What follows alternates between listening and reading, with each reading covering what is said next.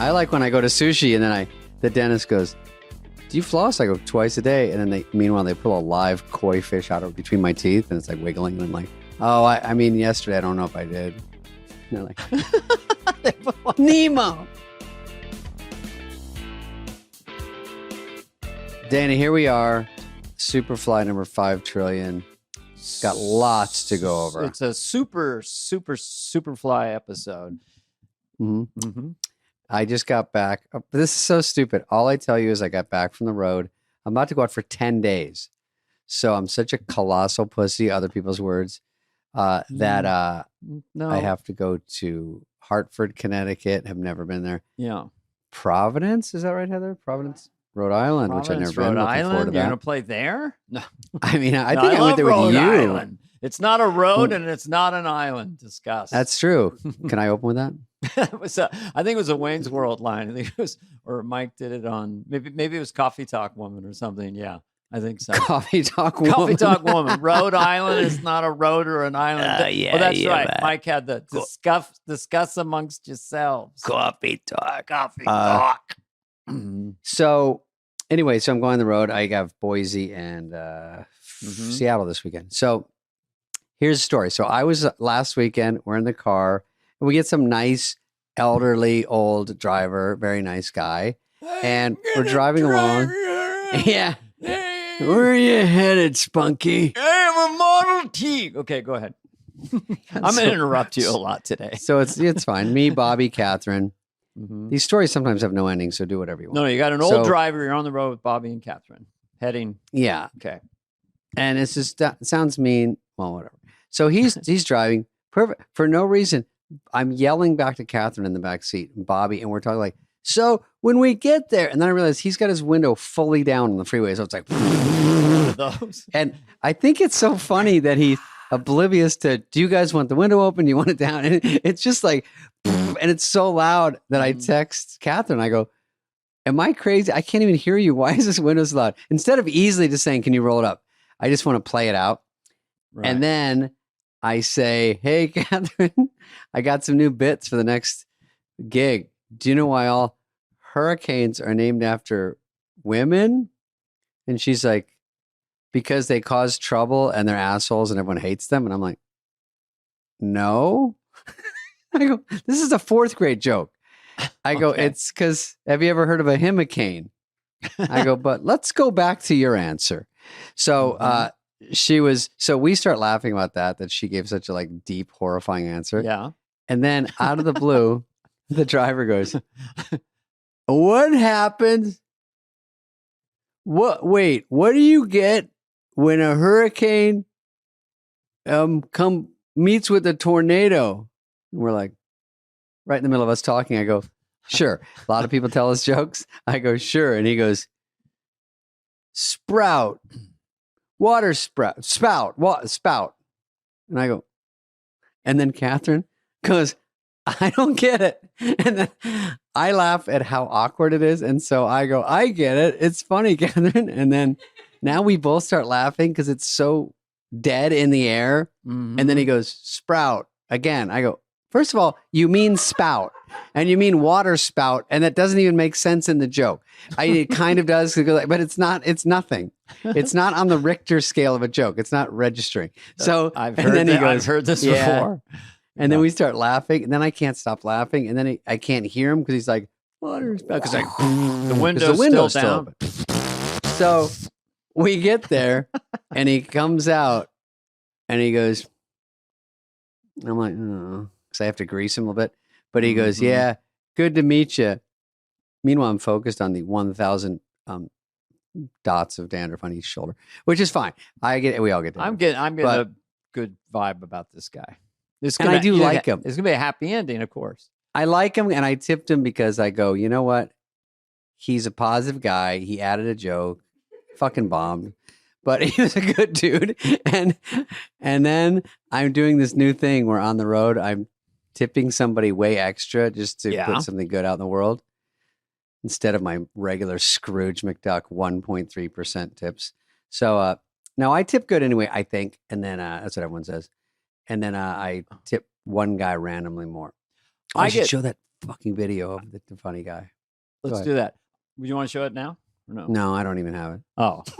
I get locked and loaded if I'm in Vegas going to the Four Seasons. Like I'm like a magician. Like all my pockets are full of 20s. Oh yeah. And it usually for me, because I grew up middle class, I'm not a silver spoon, but I'm like, they come at me, Mr. Carvey, and I'm boom, boom, boom, boom. And then the luggage, the boom. And I like to do it because I know what I'm getting paid for the weekend. It's like, and then it takes me about 10 20s. It takes me about $200 to get from the car to the room. Yeah. And back. When you go back, literally every time you go out, Mr. Spade, he picks up my bag. Here's how you work the air conditioner. There's 20 for that. Here's how the door works. You kind of open it and turn the handle. Okay, right. There's 20. And then they go down. And then I go down there and I go, where's my, I go, just load it up. I'm coming down. They're standing a foot from the car. They handed it off to the car guy. Now he's loaded it and he doesn't close it. So I get in the car and I go, oh, and I get back out and I go, is my stuff in there? And he goes, yes, it is. And I go, oh, there's a new guy. So really I have to dust my bags for prints just to see who touched it, who gets tips. You I'm like, just money gun. Go to the teller and get 20 20s and just tip your way out. Makes them happy. And I think Trump's not going to tax luggage handlers, tips. Or is it just waiters and waitresses? Tips in general. I think anybody getting tips. And and by the way, it used to be, you could almost get away with a 10, 20 years ago. Now it's 20s and 20s minimum, are a little wispy. Hundreds. Yeah. So now hundreds go out more than I'd like, but yeah. I literally had a driver, if he made a good turn, he would go like that for a tip to the back. Every good turn, he put the hand back. I'm like, what do you want now? He's like this. You like that shit? Yeah. You like that? We passed that car safely. And then there's another. But no complaints. Love to tip well. I'm not like Lovitz, who like digs into his pocket for like 20 minutes. He brings out a marble, a dead frog, and a scrambled up dollar bill. And a Bazooka Joe comic. This is all I have. Yeah, some gum and some silly putty from 1968 with an imprint of like some cartoon on it. Here's my headshot. We'll have to have John. We'll have to list all the times we mentioned John, and next time we have John on, we have a montage of all the times we mentioned. Give him. And I talked to Dennis yesterday, so he wants to come on. Christ's sakes, why don't you have me on? I know a couple jokes. We do that. He goes, I listened to it. Maybe I jump on for round 2. So here's what happened to me. I went to the dentist, and I live in the boondocks, and so a new dentist. So the dental hygienist is what I call a Montana woman. Incredibly funny, incredibly nice. She's like, well, we're going to dig on down into the molars lot. You got to brush upwards and downwards. And then she's telling me her whole story. She goes, my second husband was a drunk, a cheat, and a wife beater. And my daddy came to me and said, honey, that's the best you can do. Best I can do. I didn't talk to my daddy for 6 months. So she divorced that guy. So then I've got this really smart dentist with these incredibly 3-dimensional x-rays. He puts all my teeth up there and it decomposes me. Okay, this one, we're going to have to take out an implant. This is a crown. You see the crack? You see the crack? See the cracks here? See that? That's going to fall out. He said I had 40-year-old fillings in there and they got to go. So I need 6 crowns. Mercury fillings? Mercury? Mm-hmm. Yeah, that explains a lot. Mm-hmm. They don't like mercury ones. Then afterwards, she goes, how'd it go? I go, I need 6 crowns. Holy shit, that's a lot of crowns. But he does them real good like. When my husband hit me, he knocked 4 crowns out. He called me Meghan Markle because I kept losing crowns. Well, she's a dental hygienist. She said when she was in high school, the dentist said to her, he said to me, you're going to be wearing dentures by the time you're 40. I said, fuck that. And I started flossing and brushing. And next thing you know, I got pearlies. Want to see them? Then she smiled at me, but she was so cool. Like, well, do you floss? This is a real question, and I'm not. Yeah, we want to educate our audience, not jokes all the time. Yeah, dental hygiene. Do you floss? Absolutely, and I brush a lot. And do you lie about how much you floss when they ask? No. Here's my question for you: Okay. So you go out, you know, and you have a big, Monte Cristo sandwich and fries. Yeah. And so you've got a lot of shit in your mouth. Do you enjoy that feeling, or would you rather kind of clean that crap out? Or do you like to walk around with dirty teeth? Because I've noticed some of the dinners we're at, not looking There's lots good. going on. I like when I go to sushi and then the dentist goes, "Do you floss?" I go, "Twice a day." And then meanwhile, they pull a live koi fish out of between my teeth and it's like wiggling. And I'm like, "Oh, I mean, yesterday, I don't know if I did." And they're like, Nemo. That's my Rolling Stone cover. Look it up. Oh yeah, you're like this. Look it up. Fish. No, the thing is first the dental hygienist butters you up. Like, these look pretty good. I got to be honest with you. It looks very nice. And then very slowly but surely, but I skip that tooth too sometimes. You got to get down at the right angle and really grind against the tooth. And so she taught me, but I do. My dental hygienist does it. You know, they come in. My real dentist who cashes the big checks. I don't see her. I walk in, and then the dental hygienist like, yo, you waited 7 months, not 6. We got to get in there. You know, so she's in there with like a pitchfork, and it's all the noisy scraping. And then after an hour 10, I'm all done, and then my dentist walks in with a mask on. You good? Fist bump. See you later. And $900. I'm like, $900, and then you go in the Zoom room for your pearly whites, right? You go in and get your teeth whitened with what they call a Zoom thing. No, I haven't done that. But I do need to, and they always say you need X-rays. They say it no matter what. I know, and I just do a Lovitz. I go, you need an X-ray. They're like, I beg your pardon. Oh, quickly before we get to the regular stuff and the headlines, this is kind of a headline because Heather was telling me about the space people that are stuck. It is odd they're stuck in space. That makes me scared. There's a couple layers to it. Yeah. So, Dana, you know, they shot some astronauts up for a fucking Boeing 3-day Memorial Day weekend. Yep. Yeah. They're just supposed to beep, bop, boop. Hey, touch Mars, come back. Whatever. I don't know what they're supposed to do. First of all, going to space sounds like a drag. Second of all, you're going with someone, maybe, you know, like it's someone like office worker, basically, and you don't know if you get along. Just 2 of them. Now, and they can't get back. Boy, girl. So, worst case scenario, can't get back, right? And they go, maybe next year. Next year. Yes. Okay. Yeah. For SpaceX to get a rescue ship ready to go. And aside from the fact that they have no food, and I hear they're sending food to them, and you think, well, if the Uber Eats guy is like knocking on the side, and you're like, what if we just ran back with you? He's like, no, I just dropped the food. So I guess they're getting food and Tang somehow. Well, with the space station can run out of food, wouldn't they have like a 2-year supply of freeze-dried food? I guess, but it's like Gilligan's Island. This is supposed to be like a 3-hour tour, and then they heard monster noises. That's really where noises, and then it found out that the male astronaut was making scary noises to scare the female astronaut. No, is that true? No, I made that up, but it sounded funny. Oh, Heather was about to get debunked. But here is the deal, and if Heather doesn't know this, the Boeing Starliner, they didn't want humans on it, but they did it remotely, and it made it back to Earth. But they didn't want to take the chance it would blow up with the people on it, which I don't blame them. So their Boeing Starliner went back to Earth. Now they're truly stranded until Elon Musk. Elon Musk is going to drive. Elon will save the day. Yeah. But he'll actually be on the SpaceX to greet them and bring them back down.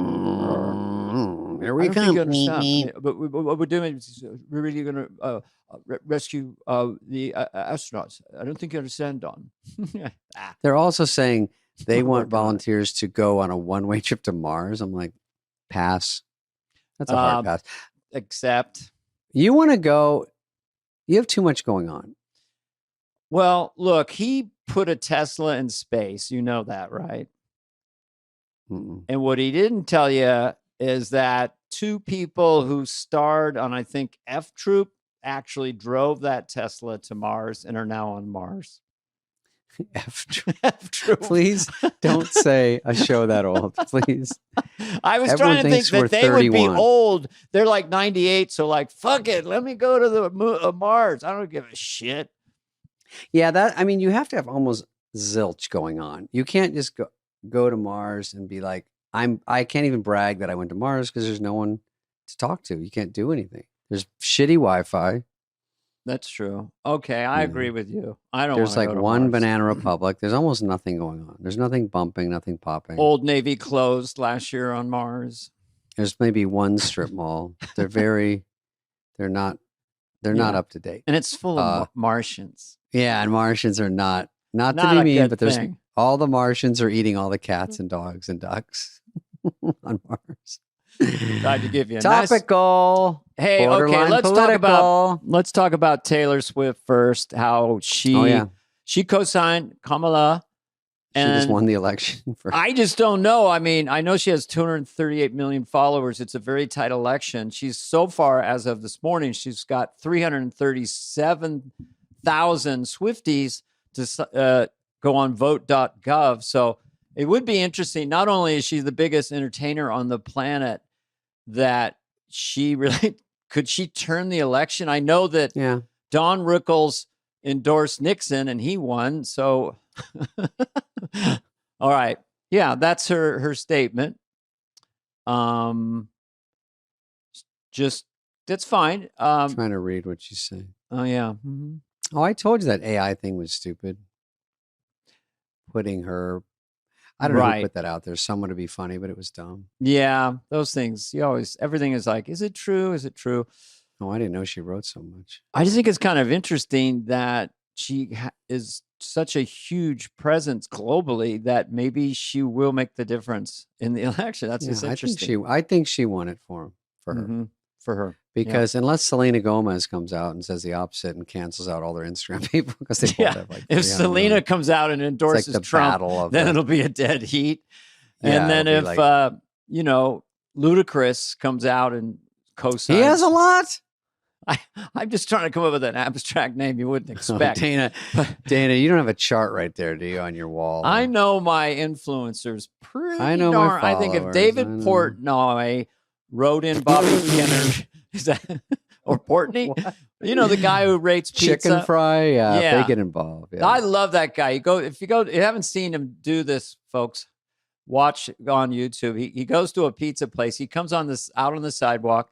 He takes a bite of the pizza. It's basically basic cheese pizza. He chews it and thinks for a second, and he's trying to give it something between 1 and 10, but he goes into the decibels. He chews a couple times. He goes, I'm going 9.2 on this one. You know, and it's like, how does he know it's not an 8.8? I mean, it's the worst is if he goes 6.3 and the guy behind him just goes, well, let's fold up shop now. He said 5.2, and then the guy ran out and bakes the pizzas with the pizza. Hey, I caught you up with the pizza cutter. Eh? Hey. And he wasn't Italian.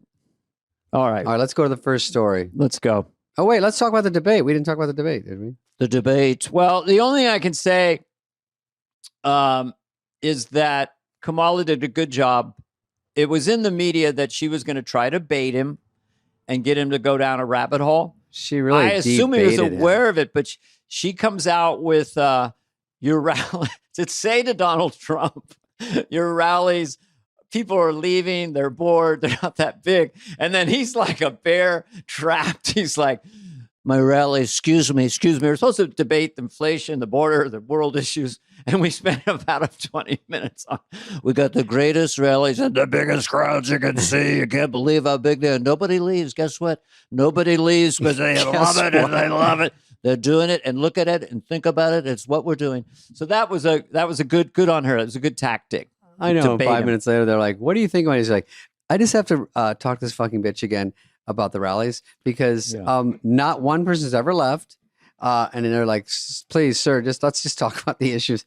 I know she shouldn't even be allowed to say that. 20,000, 25, 30,000 people, more people than you could ever believe. And many people are talking about it. Let me tell you, if you look at it, you see it, that no one's ever at a rally like I have. Yeah, she was smart. They go, Kamala, what's going on with the border? Why is it such a disaster? She goes, well, this guy's 4'10". He can't see over the border. Well, he's like, excuse me, I'm not 4'10". If you can clearly, and then he goes crazy. Excuse me, I'm bigged up here and I'm big down there and I'm big everywhere. He goes, I wear a size 12. I mean, she just kept baiting him. And he kept going. Not literally, but that part of the debate, we're coming at this neutrally, independently. Just saying that was an observation that was funny. Who cares? And Who what about? Oh yeah, cares? let's show the video of I guess the president Joe Biden, who's just meandering around the country. He's still Where the in the world is president. Joe Biden? He's still the president of the United States. Oh my God. So he's out somewhere and then he's having fun with the gang. He's at a fire station and someone hands him a Trump hat. God, did he get pranked? And he put it on, but he knew it was a Trump hat. Yeah. Look at I could put. Did he? Why would he do that? Yeah. I think he said because we should come together. But he knew it. But the main thing is, look how happy he is. I don't think. Well, show the video. Do we have the video? This is like the last week of senior high school. Yeah, he's in senior ditch week. Yeah, it's June 10th to him. Okay, here's the exchange. He's got senioritis. The full exchange. Okay. Buying, sure, I'll autograph a hat. The man. You remember my name? Remember my name? You remember your name? He really said that? I don't remember my name. I'm slow. You're an old fart. Yeah, I'm an old guy. Yeah, you would know a lot about that. I guess this is real. I need the Trump hat. Put it on. Put the hat on. The man goes, I'm proud of you now. So is that real that he said to him? Here it is. Presidential seal on it? Presidential seal. Oh, sure. Huh? You remember your name? I don't remember my name. I'm slow. Here, give me that hot dog. I'll sign it. Yeah, I know, man. I'm an old guy. And you're an old person. I know you would know about that. What? About being old. Oh, I know. All right. I'm a young timer. Look, take your time with that autograph. You know, he reminds me of the guys I grew up with. There was always one in the neighborhood. Well, I'm the only one. Jeez, this isn't really Laurel and Hardy here. I need that hat. Okay, so Hell no. You know my name. put it on. Come on. You're going that far. Yeah. I would do a selfie. God, he's killing. Why would he put it on? Even as a joke, it's bananas. He just thought it was the funniest thing in the world, and now they're best friends. His own guy almost shot him. It's like you can't do it. Hey, they're good. Thank you. They're good. Kentucky Fried Chicken. I hope you like the pizza. Huh?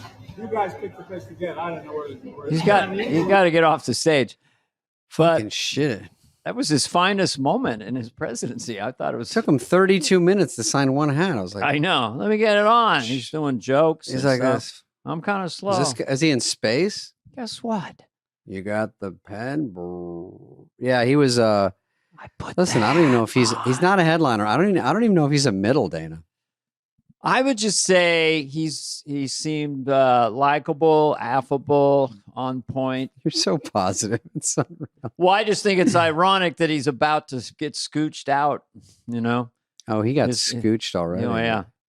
He Barely came scooched. up at the debate. They're like, who was that one guy that used to be president? She's like, I know his name. He's still president. Everyone's like, is he? And everyone asks around, moderator, is he? He is. Yeah, I was when debated the bill with Fig Newton. Fig Newton. Fig Newton? Who's Fig Newton? He's the president of California, dumb I shit. did it with Fig Newton, and then I closed the deal with Lorna Doone. Lorna Doone and Fig Newton. I think those are And Laura Scudder. snack treats. And I went with Senator Fritos. And Senator Frito, who said these That's are my dog Nabisco. and the guy in the crowd said, "You're not the crispiest chip in the bag, are you?"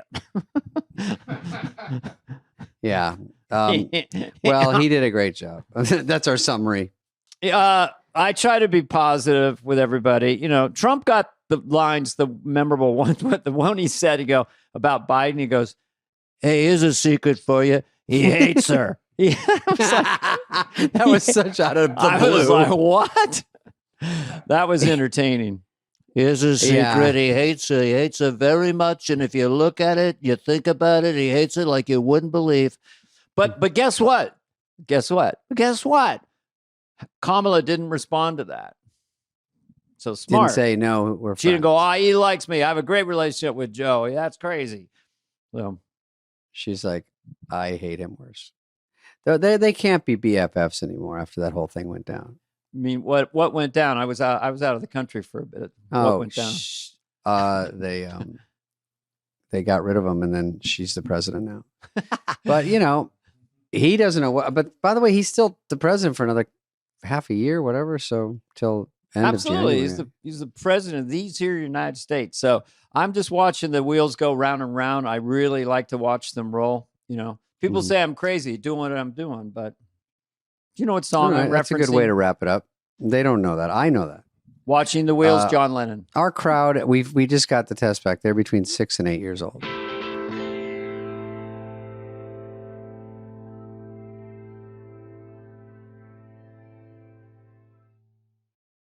Apparently, when they sang "We Don't Need Another Hero," they weren't exactly right.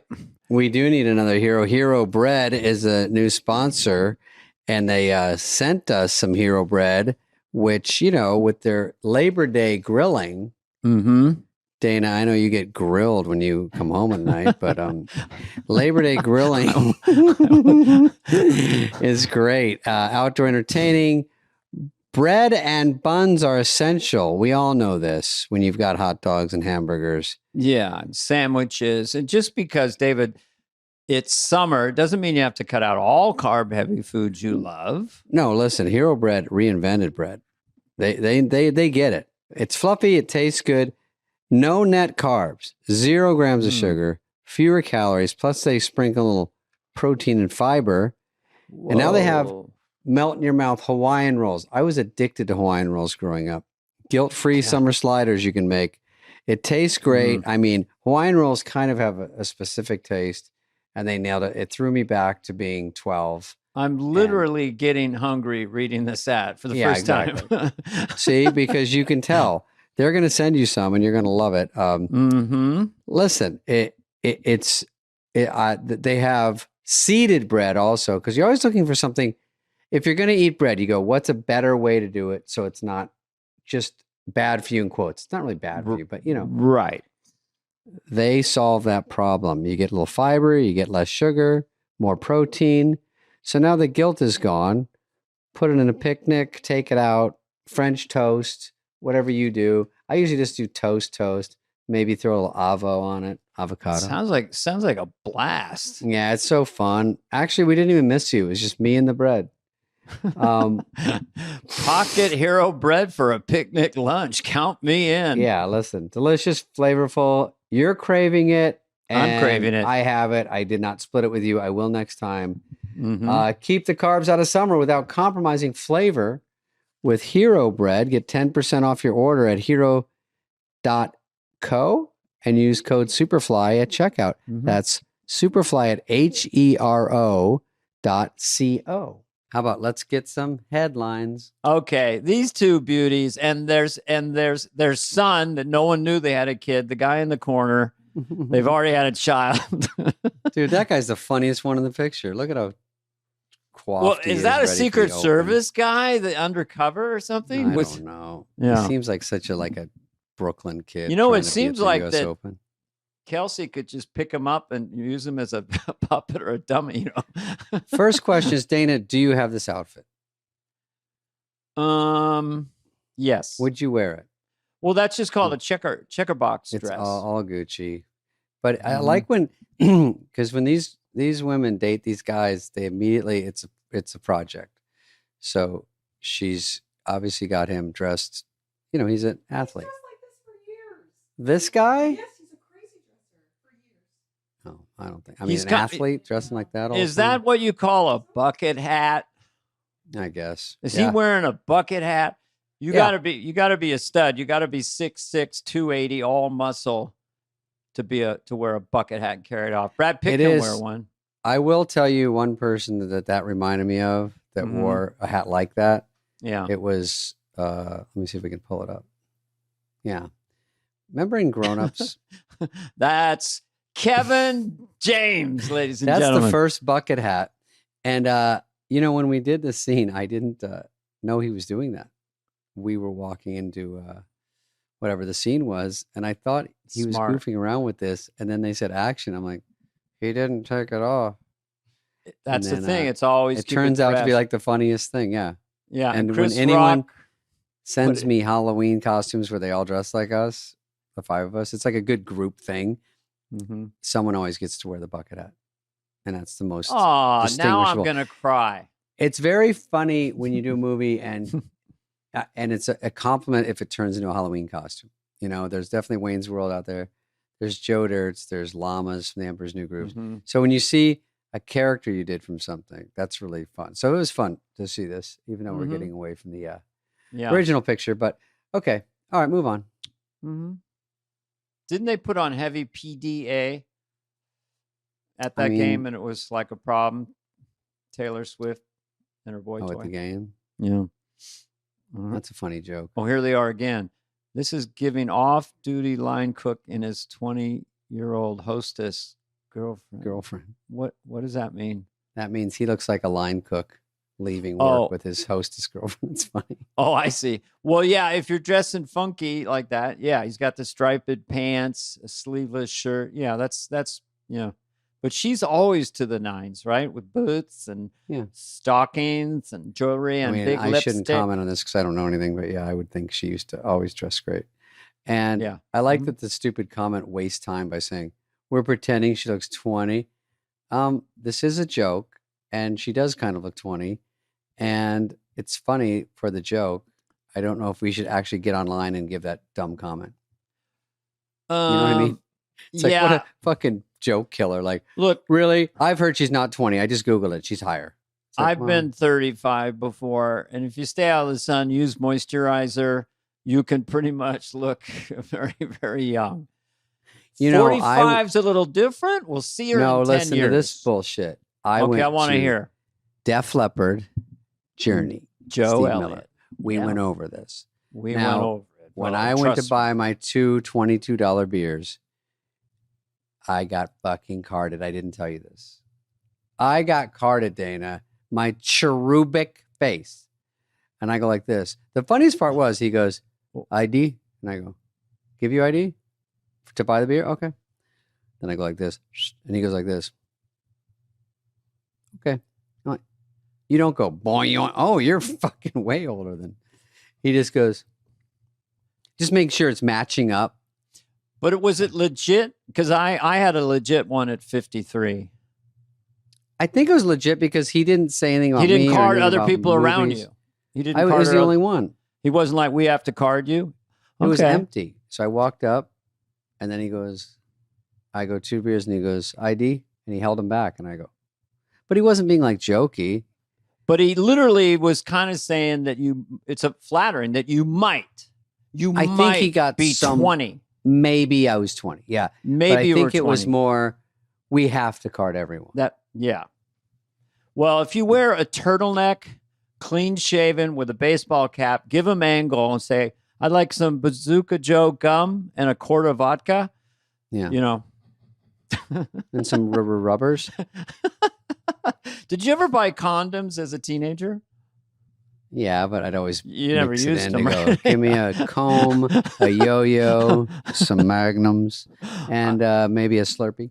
Yeah, I would like a half of a cow and the largest condoms you make. So I would go in and go, so the Half of a XXXL extra large, that's the biggest. There's nothing else in the back that's bigger. No, sir, that is the biggest one we make. Nothing in the Fuck. back. Really? There's nothing bigger. This is absolutely the biggest. I mean, it was so frustrating.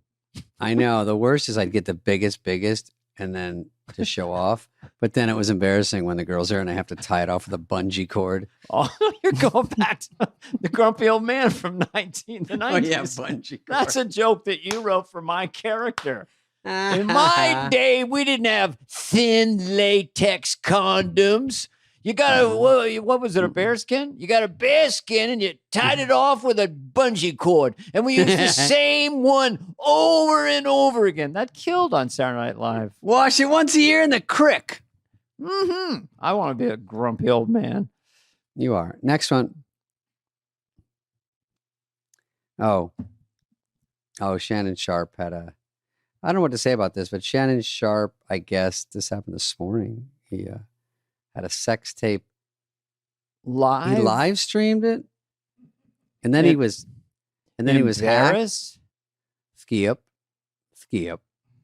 Bayless. They're like, "Are you with Skip Bayless right now?" Skip. No. Skip. Yeah, I guess he was having sex, and then But how are you on live stream? Well, first of all, how often does he have sex on camera? Like, is it 8 out of 10, 9 out of 10? Second of all, how many times has he live streamed it?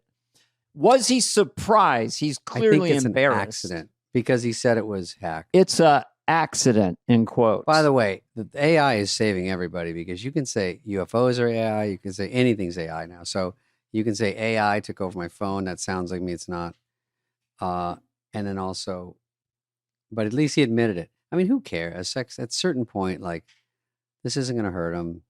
It's going to make him sound cool or something, right? Well, and once again, is the whole thing made up? Have our people reached out to Because Shannon Sharp's people? No, we don't have people. We don't. I don't believe. I'm not even sure you're here on the show with me. Could be a digital copy. You know that. Come on, you know that. Come Not on. possible. Guess what? It's not really you. Because I know it could be you, and I know it looks like you look too good to be you. That's better. You got out of it. Next joke, please. That now, isn't really a joke. when you oh boy, Here, this is a cute one. We do a couple feel good. This girl Okay. plays charades and she's very good at it. Watch. Story is animals. Animals. What are Ready? they? Go. Flamingo. Yes. Go. Horse. Spider. Yes. Spider. Yes. Narwhal. Yes. Normal. Pelican. Pelican. Whale. Is there anything wrong? There's no wrong guesses. Seahorse. Seahorse. Seahorse. Walrus. God damn. Well, I love how happy the parent. Nar. Wait, you made that up. Piper. This kid is hysterical. First of all, they got 10 out of 10. That was a record. There is. I used to do a bit on the power of the cuteness of like a 2-year-old or a 3-year-old. Mhm. They're like insanely innocent and adorable. I think she was maybe 2.5. No, probably higher. What do you think? But I Heather? mean, there is an age where 4? a kid will go like this. You can't see me. Can you Right, see everything me? is adorable. Everything Yeah. is crazy, adorable. 2 to 4. Yeah. I Then they lost that then they get about mean. 3 years ago. My Yeah. huge cuteness factor. My Remember when you adorable first got on innocence. SNL and I was in the office and you came in, Mr. Carvey, can I come in? And I just Mhm. sort of said, come here, you're a new cast member. I lifted you Mhm. up, put you on my lap, and I said, how you doing, buddy? And then it got weird because I got a boner. Anything that ends with boner. is a And good then I one. hear Dennis Miller looking through the door going, Christ, Carvey, I should have knocked for Christ, making a Moving again. ventriloquist Spade is in motion. dummy. This will still work. Christ carve. I Christ go, carve. Dennis used to go, can you slide a couple fucking update jokes under my desk? Make yourself useful. You got shut out at read through. Got time on your hands. It's like, God damn. There's no one like that. No escaping. Yeah, No it is a- escaping the beating. So funny. But he was though. right. I got to write update jokes. I did try. It's just too hard to write for Dennis. He's too good. He writes his own jokes better. Dennis Okay, is next a one. Joke machine. Okay, go ahead. Let me see if I messed everything up. Okay, what is this? Okay, Can't miss this. this is. Oh, I just have a question. When you're trying to park in the real world, this is just a random stupid one. This is a social study. Are you allowed to save spaces? Okay, play it. Because see this guy? He's laying down in a space. And this guy wants to park. Look at he's pushing him. He's bumping into him. I don't know if I need the guy laughing on the camera, but so he's sitting in a space to save it for his friend. Right, for someone circling the neighborhood and he's saving it. That's a weird one where I don't know where the jurisdiction and the laws lie. Where it's where people just take over and go, this is just sort of a street thing. If I stand here, you can't park here. I'm waiting for my friend to park here. That's so odd. It's a But that'll little get you a on the- beat down. I think first person there wins. I don't know if I would do that, you know? Because it's You like, wouldn't lay on a car and let it back over you. That part I kind of like. That's a little sexy in a weird way. I can't explain why, but the pushback and he's like, oh. Mhm. But no, I'm saying I wouldn't do it. That's a Would no from John you, dog. Lovitz do it? We golfed yesterday, and he goes, and I was out by the pro shop in the back, and he came up, and he goes, "There you are." He goes, "I was going to pay this time," and I go, "Oh, I didn't pay. Go ahead." And he goes, "How about I buy lunch?" Well, instead?" he said, "Well, that's not the right answer." No, I haven't The paid. right Going to answer the is you clubhouse. pay. Yeah, I know. Yeah, I came out to say this. I came late, so you would have paid. That's not the correct answer. No, and then I bought actually a pullover, and he goes, "I'll buy you a hat if you want." I go, "Just buy this." No, a hat. And I go, "John, don't even say it. Like, I don't want a hat. I want this. You want to buy this?" "No, I'll be on the course." Then he runs out. Did you golf much, or did you just sort of? He does. I just waddle. laugh at him. He's funny. Yeah. Oh, he's funny the way he walks. Yeah. No, He gets stuck in the sand trap and all the weeds. He's like, "Help." Help! I'm trapped and I can't get out of the By trap. the way, the golf pro, he hates me because he saw this and he goes, "You told a story and it's not even close to being true." I go, "I got about 20% of it right. That's not enough." So it is enough because I tell the funny version. So he is losing balls. You say he plays good, but he lost 2 on one hole. And so the pro comes by and he talks to us for a while. And he thinks he's like a PA on a movie, and he goes, "Hey, can you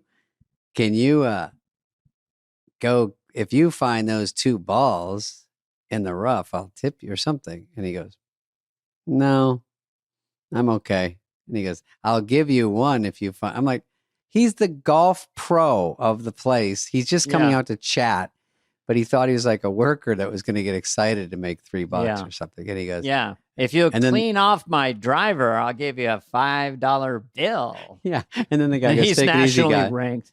Yeah. And he goes, and he's just trying to bullshit. And then he goes, "Hey, John, can I get you a cheeseburger when I go back in?" And he goes, "No, I'm fine. I just ate." And I go, "He's joking, John." He doesn't want to be your not his- bitch. Intern. Yeah. Yeah. Anyway, go ahead. Next story.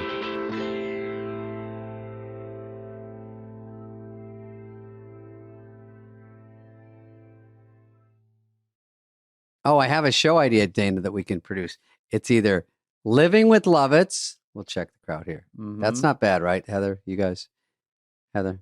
Living with Lovitz or Living La Vida Lovitz. It's funny, right? And we just watch him doing this all day. How about Hello? John Lovitz? It took 1 day to know him and 20 years to believe it. .com. 1 day to meet him and 20 to get rid of him. Did you? Okay. Heather's got I one. talked to him right before I came on this show. What'd you Oh, say? here he is. Oh, how about Lovitz or Leavitz? I That think was he his has dating one of show. those. I think that was his dating show. Yeah. Oh, he does have it? That's Heather's idea. Oh, Heather's pushing back. love Okay. it or leave it. Here we go. Okay, this is just a sickening story of, I didn't know they had this. I knew hot dog eating. How about Mhm. grotesque pickle juice? Okay. Go ahead. 3, 2, 1, go! Sick. What are you really winning in life with that? I love, humans used to get up at 4 a.m. Humans. and work for 15 hours, sing Kumbaya, get a shot of whiskey, go back to bed. Now humans have a lot of downtime. So Mhm. someone somewhere Work said, from home. let's do a pickle juice swallowing competition. I love it. Did you ever Yeah. go over Niagara Falls in a barrel? There's rumors that you did. No, I did not. You did? I've been in I did Niagara not. Falls and did a gig. I Mhm. watched the falls. It doesn't always work out for those guys, right? What would be, if you had a thing, what you could eat the fastest or drink the fastest, what would be the most pleasant thing that you think Oh, you would boy. want to? You have 5 seconds. I have 5 seconds to eat it. To answer this question. Oh, Edamame. edamame. I do eat edamame. I eat edamame pretty fast. But I guess, what do you not have to chew? Pickle juice is good. because they didn't say that he also won the farting contest right after. Right. And the next door was the load in your pants booth where you could win a prize. Yeah, what a fun carnival. I like there's a crowd there going, oh, I can't wait to wait in line to see the 1 second event. Go to the jack-off tent and see an amazing show. Excuse me? The fully loaded diaper symposium. It's a horrible carnival. That's my only point. Okay, that's it. All these horrible things. Freak shows at the... Okay, next one. Maybe I'm giving you duds, Dana. Oh, this is... or I'm a dud. No, I'm a dud. Japanese game show. They're always funny. This one, she has to serve dinner in a tilted room. What a dumb idea. It's so funny. Here she comes. This looks like an SNL sketch.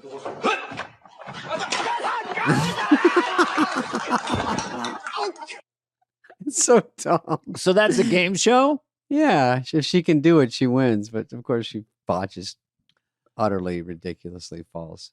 Well, yeah. It looks like a fake fall, but it's still funny. The language just sounded cool. Makes it funnier.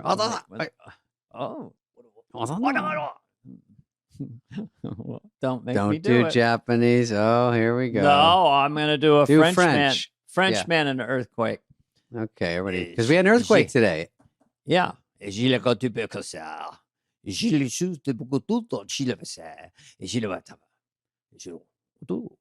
I'm going Japanese. Sorry.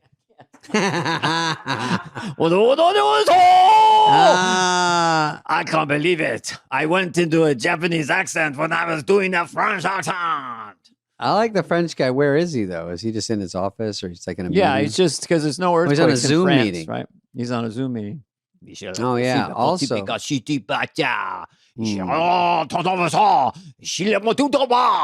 There we go. He sounds kind of like the Japanese guy. They both have a similar reaction. Well, everyone screaming sounds the same. You know? Yeah. That Quaker this morning, it was like my house got hit by a bus. It was like, it like kind of shook me off my hinges for a second. Then it was like, they said it was a 5-1. That's actually substantial. Yes. In Malibu. I was at the Mandalay Bay in Vegas and there was a big earthquake in Vegas. That got my attention. Is that when you go like this when you're in a high building? Yeah, it's just shaking. And I thought to myself, what are the odds of this happening? In Vegas? And you can bet that. Mm-hmm. People like to watch me preening on here and looking at my People love you watch you preen. They love it. They love the preening of the spade. You should have a rap album with all these ladies next to a Rolls Royce and you in a fur coat. It's called Embarrassment of Bitches. All right. Do we have any more? Show us more. The crowd is like clamoring. We're actually gaining followers as we talk. I laugh at this because this is for the theater majors with the pushy teacher. Okay. I'll just show you what happens. Okay. That time our teacher wouldn't get off the stage at our 6th grade musical. 6th grade. Why do birds nice voice.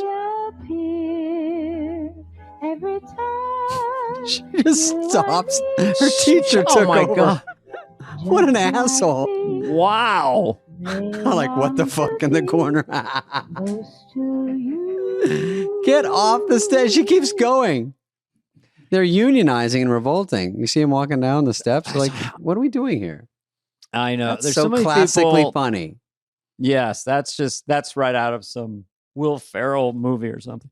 Or What David Spade teacher? movie. Yeah. Yeah. There are people who just love, my sister who's visiting with me, just loves karaoke, loves the stage. She's like literally like Lucille Ball. Like she just loves performing. So that teacher got into teaching and then just couldn't help herself.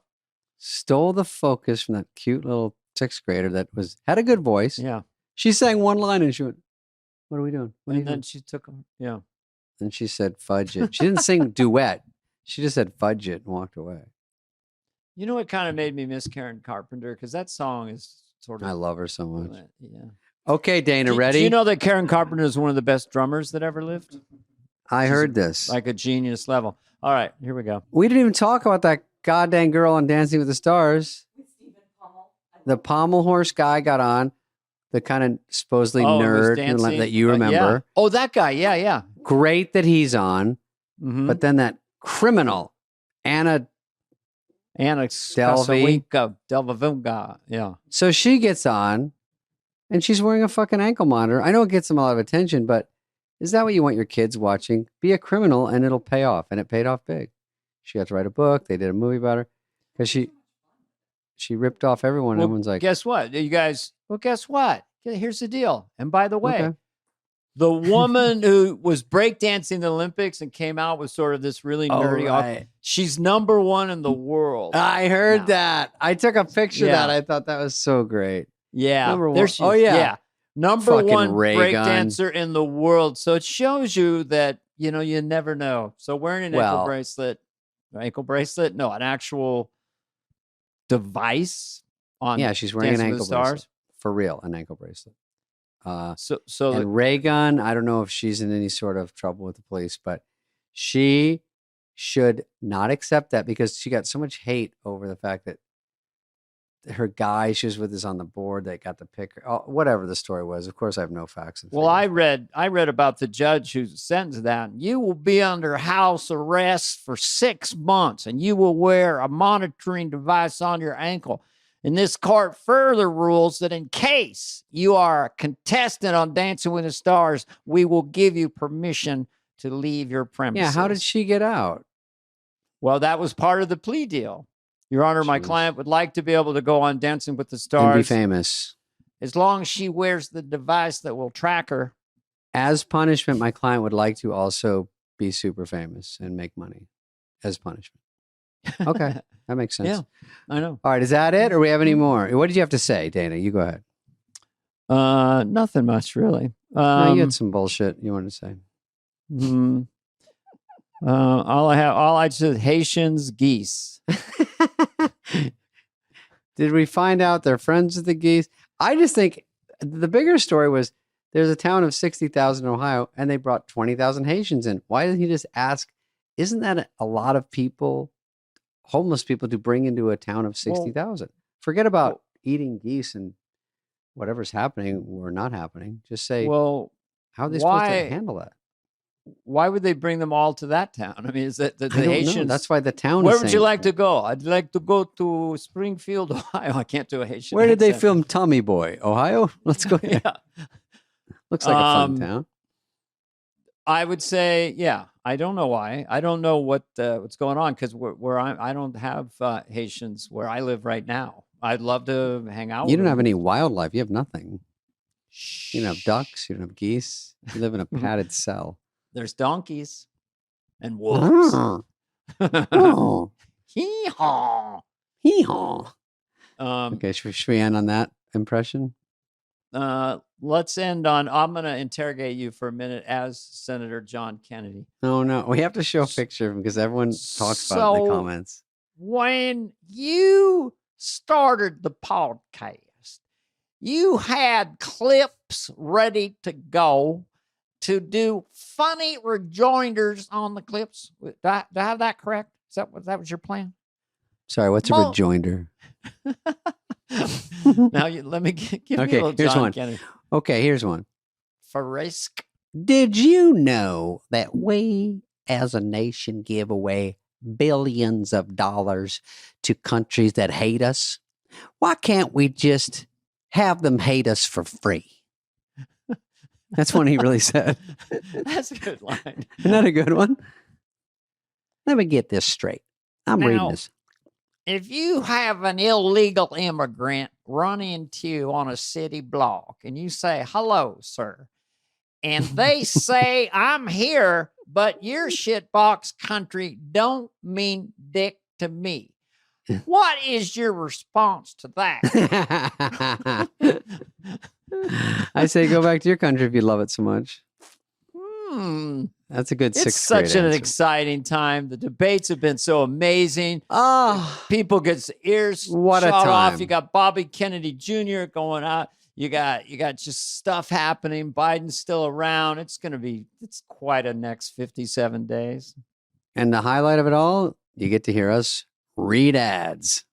on here and on Fly on the Wall. Nobody reads ads. Let me tell you something. They don't skip over our ads. They listen to our ads. They look at it. They listen and they do it. And you can look at it and you see it and they know it and they got it and they will it. Everyone's buying. Everyone's buying everything they promote. Okay. Thanks, Dana. It was nice to meet you. And thanks, David. Stay in school. And I think you're doing great. Some big announcements coming up, Dana. We'll talk about it next week. Okay. This has been a presentation of Odyssey. Superfly is executive produced by Dana Carvey and David Spade, Jenna Weiss-Berman of Odyssey, Heather Santoro, and Greg Holtzman. Hope you liked it. Ooh.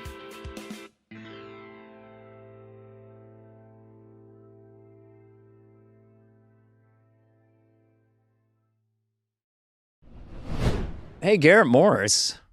Garrett Morris. It's really fun to talk to an OG gangster from the beginning of SNL. I mean, that's really where it all started. That's what we're all trying to copy. And from our point of view, like as soon as he popped up, he came to play. He had great fun energy from the first second. Just something about him. He was into it. It's like bottled up, like he hasn't talked. I mean, he probably hasn't done an interview for a while. And also two guys that are super interested in it, and we have common ground. So he was a chatterbox. He really was there and knows all about those first 5 years, which are seminal in SNL, of course. And he gets into grievances and people he maybe didn't like, and drug use and anger and all. So it's very, very interesting. I love it when people don't really hold back like that. He doesn't give a shit. He fires up a joint halfway through. Well, I'm not sure if it's halfway through, but make sure you're listening when it happens. You're going to love this. You'll hear this. That's trying to get it going. A lot of fun, a lot of old stories, the stuff you would expect. And it's just great to hear from him. Yeah. Because you don't hear from him a lot. Just funny. Grew up watching him. So. I enjoyed this one. Yeah, funny. I enjoy all of them. Garrett Morris.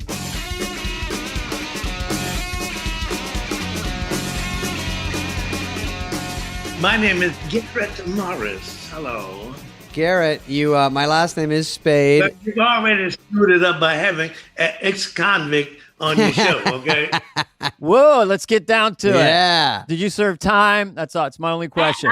I'm not lying. I actually spent a year and a half at what is known as Great Meadows Correctional Facilities. I was a teacher. Oh, I was at the Tim Meadows Correctional Facility. No, Garrett, you were a teacher in there? You too? Go ahead, Garrett. Let's hear about that. Anyway, I in like 1968, 69, I was a school teacher. I taught at PS 71 over on the east side. And I also taught, they had a program for teaching convicts, and I was a part of it. They gave us a Volkswagen, right? Mm-hmm. What you guys say, it's really Volkswagen, okay? Everyone's saying it wrong. Yeah. Okay. Anyway, and I didn't know I was driving along the drug thing, and I used to get called on all the time by the cops. Okay.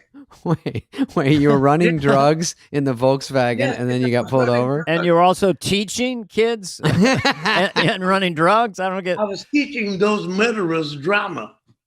Oh, okay. Yes. You have quite a resume. I looked it up. Oh my God.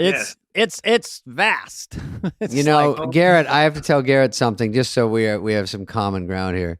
Garrett, I was in Arizona, running the harsh streets of Scottsdale. And when I was about, 18, 19, I was trying to flirt with this girl leaving a SAE party at Arizona State. And I got pulled over immediately, and they cuffed me and said, you have to go to jail. I don't think Dana, I didn't tell you this. So I go to jail, and I say, hey, any reason for the jail, Well, I didn't even ask because I just felt I'm pretty guilty about a lot of things. And they said, yeah, you've gotten too many speeding tickets, and we have a warrant for your arrest. And I realized they didn't. So a couple hours in, I go, can I see those? And they showed me copies, and it was my brother's signature saying he was me because he got pulled over so much. He would have had to go to jail. So he goes, no, I don't have my license. I'm David. And so then he signed them all, and then he still didn't pay him. And then I spent the night in the clink, and I had to have another comedian come bail me out.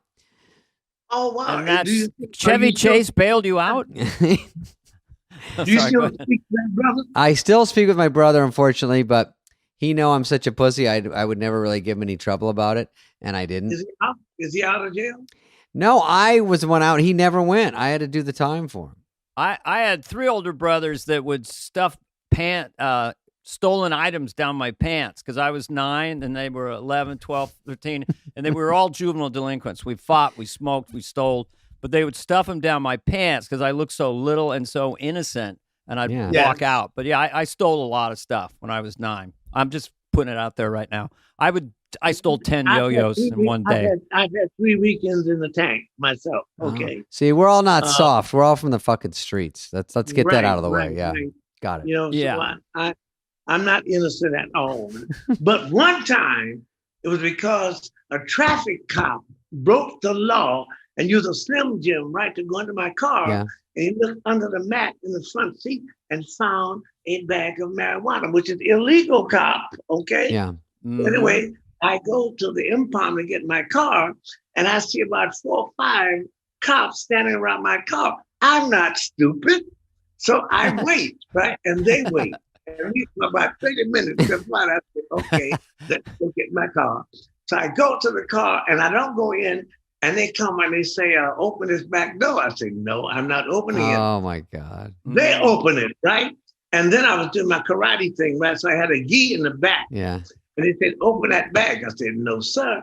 They opened it, and they had put the grass in the bag. Oh, my God. Right? The old frame. And yeah, they handcuffed me. But anyway, I go downtown, and I'm being booked.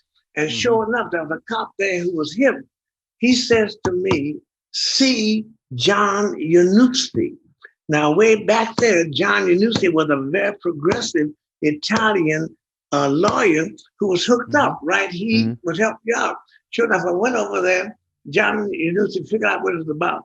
He said, just see me Monday. I come in Monday. John whispered something in the judge's ear, and the judge says, Garrett Morris. I raised my hand. He said, get out of here. I don't want to see you in here again. All right. Yeah. He whispered you were framed, right? That's crazy. Well, the lawyer probably told him how the cop got the grass. Yeah. No body cams back then. You know. How you been doing, man? How you been doing? I'm doing good. Me and Dana have been having fun. Look at my hair, looks good today. You know what? I know what filmed happened. something this weekend. Usually you know, it's a little shaky. Are you and Dana an item? Oh, an item? An item? I just Are you like breaking the a expression. story? Listen, Garrett, what happens on Fly on the Wall stays on Fly on the Wall. Am I canceled now? I can't do that anymore. I'm leading the cancel. Yeah, Dana and I are old buddies, and we sort of emerged in the same person over time.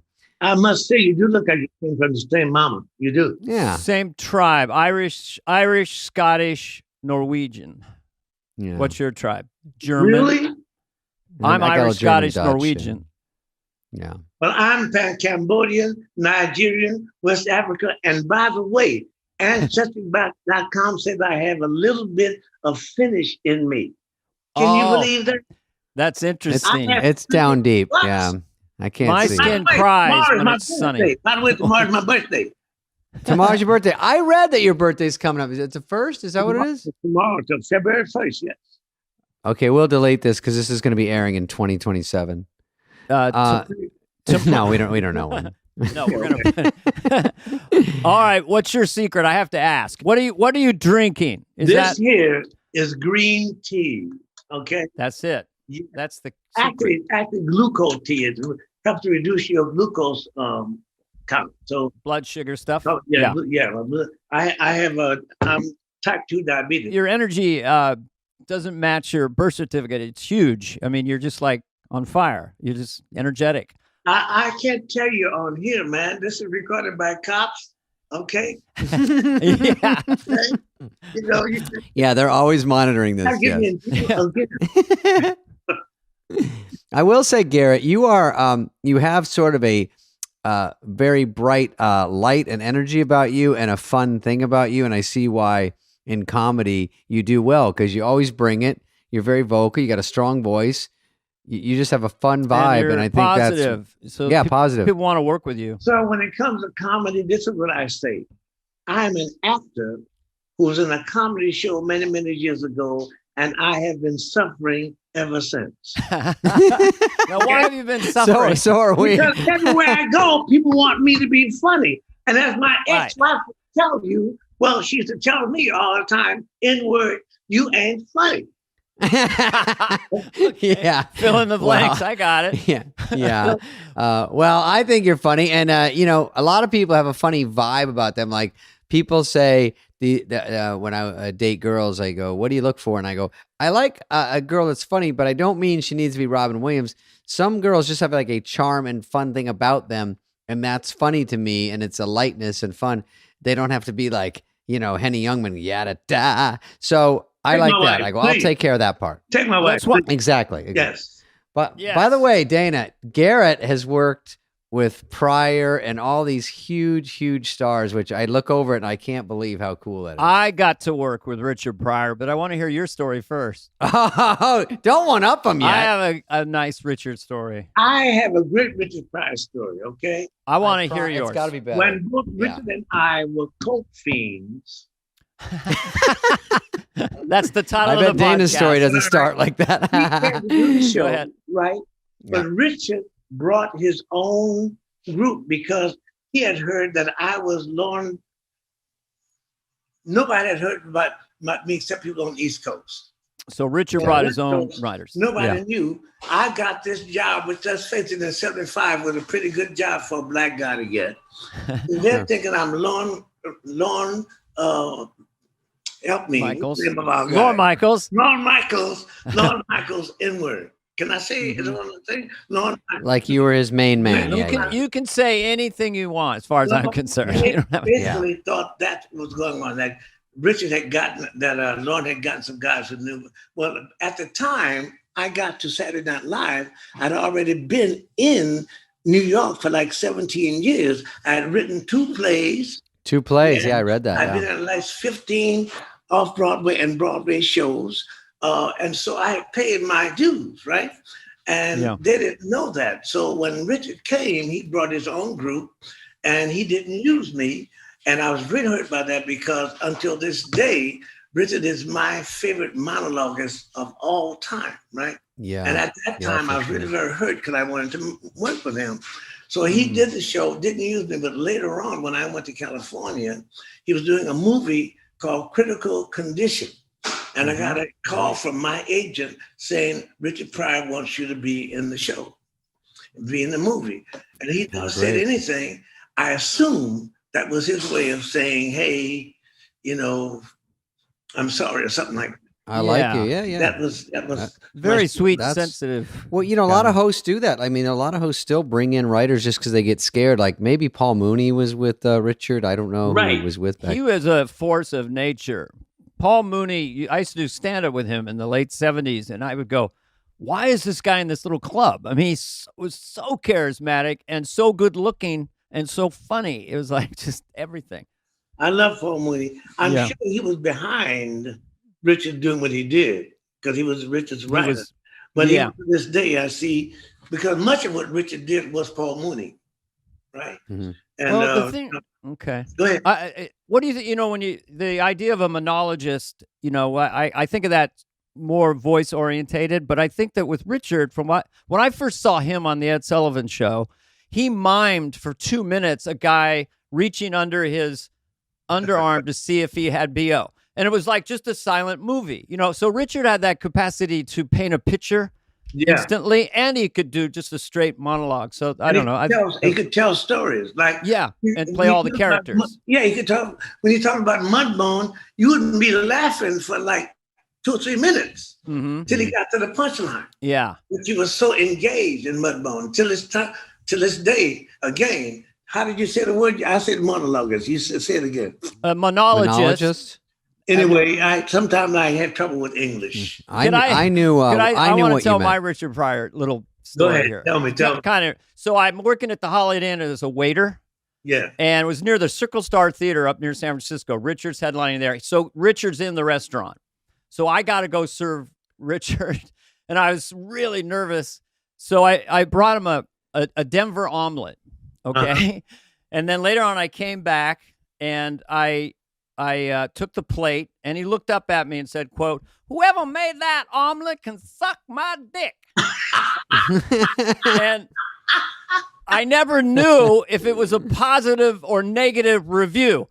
12 years later, I'm in a movie with Richard Pryor, which I'll tell you about. We're at lunch, and I just wanted to know what he meant that day, but I didn't want to bring it up. He probably wouldn't remember. So I look at him, I take a bite of my cheeseburger, and I said, this cheeseburger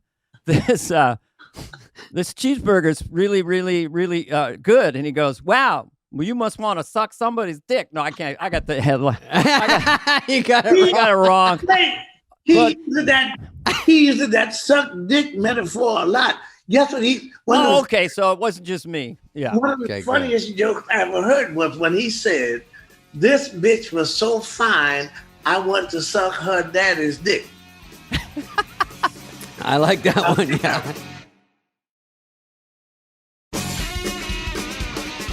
I just want to say I just had a root canal and a crown put in, and I'm kind of spaced out.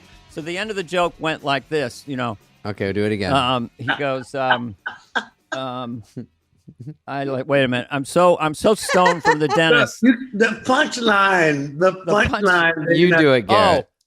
I said, no, I can't. I really can't remember. I think you said this cheeseburger can suck my dick. Did you say that? No, it was, it was a reverse that I got the information by setting a trap, you know. Oh, and I will get to it before this podcast is over, but I am so high right now.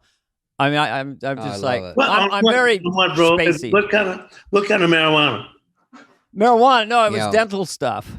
Oh, okay. But if I do smoke marijuana, Dana, my brand is Sledgehammer. That's my brand of cannabis. Oh, yeah. God. Your brand of cannabis is what? Sledgehammer. Sledgehammer. From the Peter Gabriel collection? I made it up. Yeah, I like that name. It sounds cool. Shovel to the face. I will be smoking a joint, okay? Hey, Garrett, I have a question for you. You can smoke a joint right now while I ask you if you want. Yeah. Now, Garrett, when you bring me a joint. Oh boy. So when you come on SNL, it must be like the Dirty Dozen. So you guys all get together. You probably don't know each other, right? Right. And then you are thrown together, and you're sort of like, okay, let's see what works, what doesn't work. And you were a writer. Hey? You were a writer at the beginning, right? Yes, I was. Yes. Okay, so you were not. I don't think you were on camera till later. I think that was a decision that was made later, correct? I actually was on camera the first show. Oh, shit. Because of this. Let me tell you, can I? Yeah. You're in the middle of a story. I don't want to cut you off. No way. It's about you. Here's what happened.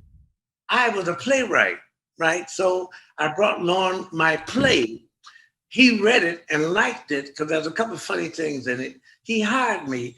I didn't know that just because you write a play that's about 2 hours doesn't mean you can write 30 minutes, 30 seconds. Yeah, a little tiny sketch. Yeah, for sure. It took me about 4 or 5 months to realize I couldn't do it.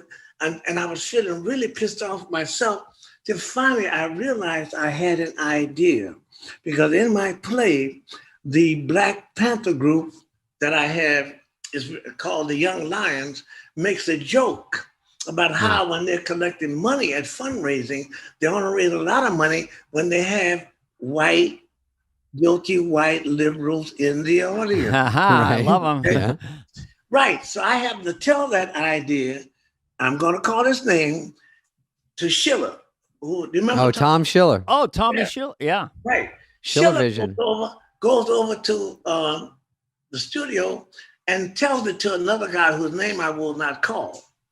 That guy then writes it down as his idea. Oh. Whoa, wait a minute. Right, when I come over, it's written down, and he's not even giving me credit for even contributing, right? So anyway, what happened? Now, I'll tell you the whole story. Anyway, keep going. Yeah, anyway, what happened was it became a thing called a White Guilt Relief Fund. Yes, I remember the sketch. Right. Yeah. And I don't know when I started off to help me because I'm 85. I may be No, outside. I'm tracking You would the ask story. white people for donations out of guilt and make them an honorary Negro. You'd send them a plaque or something. Right. Anyway, Yeah. that was the only thing that I did that I thought was worthwhile. And this guy, who at that time was the second in command to Ann Beats, right? Now, here's what happened was I was so mad. I was so angry about that. Yeah. It took me a couple of weeks to stew over that. And I was going to make a serious mistake. I was going to come in this particular day and let him know what for. And even if it meant physically confronting him, I was going to do that. Although I knew he was a wrestling champ. Now, you probably know. Oh, I think I know who it is. Wrestling champ from Harvard. I think I know who it is. I didn't care. I said, if I get a couple of licks in, after he whips my ass, he's still going to remember me, right? Yeah. So I get off to the elevator, and somebody there says, Garrett, Lauren wants to see you in the green room. I go to the green room, and sure enough, John and Gilda and Jane had told Lauren Michaels, look, you've got Garrett bringing in black actors. He's one himself. And here's a movie he's done. They were looking at Cooley High. Yes. Oh, Cooley High. Right. So Lauren looked at Cooley High. He auditioned me with Gilda. And I was totally counterpunching because Gilda was, to this day, unreal. How she improvised. You didn't even know she's doing it. Yeah. Right. Brilliant. And I counterpunched throughout that. I was a taxi driver driving from JFK with her as my passenger, and I was cheating the hell out of her all the way, right? And so anyway, that's how I became a member of the group. So I was there the first time we did it from the beginning, but I didn't start off that way. No. Wow. But how about you turned your anger and you had to switch gears and look, I'm a Buddhist, so I don't believe in necessarily in a personal God, but somebody really was in the works to stop that because I was going to make a serious mistake. Listen, Franken's got some ground game too. Did you have go-to moves, Garrett? I mean, as a fighter, would you do the kind of, hey, let's be friends and then headbutt? Or would you work the body? Or what would be your kind of go-to moves? I would have gone to the soul effectors first because that would have brought him down. Then I would have kicked him in the chin. Boom. He's going to get up, mad as hell, and do some kind of a hold and break my neck. Okay. Yeah. But okay. Shorter. Look, if you're short like I am and don't weigh much, you got to go for what you know. Yeah, you got to get away. You hit fast and then you move, but be scrappy. There was no way I could have won. in. There was no way I could have won that fight. Yeah. But I know the dude, and he's very tough when he gets in the ground game. I would say. Listen, I got mad at him too, but I didn't think of fighting him. Decision. Hey, before we go on, can I just do the Richard Pryor joke? We can cut it out, but it really bugged me. We need it. All right. I'm so sorry about the dentist, but here it is. I waited. I'll set it up real fast. When gave Richard Pryor a Denver omelet at the Holiday Inn, I got the plate up, and he said, "Whoever made that omelet can suck my dick." 12 years later, true story, in a movie, wanted to know what he meant by "suck my dick." Was it positive or negative? I'm having lunch with him. I take a bite of the cheeseburger. I look at Richard and I say, "Well, whoever made this cheeseburger can suck my dick." And Richard said, "You must love that cheeseburger." That's how you do it. Boom. Dana. I'm making Garrett happy. That's what I love. I never knew I would say "suck my dick" on this podcast. Now I've said it 7 times. That's a mic drop. No more. Reminds me, ladies and gentlemen, what do you have if you have a potato with a penis? Excuse me? A patinas. No. Yeah. You have a dictator, stupid. Oh my God. Why do you have to add the stupid part? Yeah, stupid. Yeah, it's a pretty good joke. No, because you didn't know what it was, stupid. Stupid. I like the stupid at the end. It was hilarious. That could have been a guy character. So you were part of that original lexicon. I mean, who was your hangout friend of the cast? These are just basic SNL questions. So who'd you gravitate to? Was it Gilda or just everybody, or did you have people? Gilda, Jane, and Chevy. But I didn't do what I should have done because I should have also after the show, at the first couple of years, you go downtown to this bar. I think Willie. Oh yeah, you have the party. Yeah. That's equal to that golf game Yeah. that people talk about, where you form alliances, right? So I didn't do that. So I really had a lot of people not liking me, thinking I was stuck up and all that. Well, yeah. Why didn't you go? Now I want to know. Because I, even to this day, am an introvert working against that. All right. Okay. I've too. really gotten over it to a large extent. But also I had at that time, okay, do you want to really know the real truth? Go ahead. I had probably a couple of girls at home waiting for some cocaine so we could just do what we were going to do. So it was either the girls and the cocaine or having Lauren tell his story about how we met. I think it may. Well, listen, that's a tough one, Dana, because his story sounds great, like all that fun stuff. But then you look back and you realize you've got such huge, talented, cool people that you get to. Because I was going to say, Garrett, did you have an official after party? It sounds like you didn't. But we had, Dana was on, and then I was on with him for a while. And they would walk around with a ticket, a secret, during the show. Remember this, Dana? That was a big and they'd one. hand you it and you put it in your wardrobe or something. And you go, here's where the party is. Don't tell anyone. And it was during the live show. So you go, okay. And then after the show, you'd go straight there. But they didn't want everyone to find out about it. And so we'd have a designated spot every Saturday and we'd go there. Sort of the same thing. You just go there and get all fucked up with everybody. But you see, I'm sure that the reason why that didn't happen to me is because at first I set up not going in the first place. Right. So when that started happening, people probably said, well, fuck him. He doesn't. Well, you had some they responsibilities thought that, to get but back I remember to. when I first got on SNL, Lauren was telling me about, Chevy and Danny and everybody and Garrett. You said, Garrett, the only way to do get that again. Do that again. Chevy and Danny and, and Eddie and all the people and Paul, you could never get Garrett to the party unless you brought some cocaine and some hookers.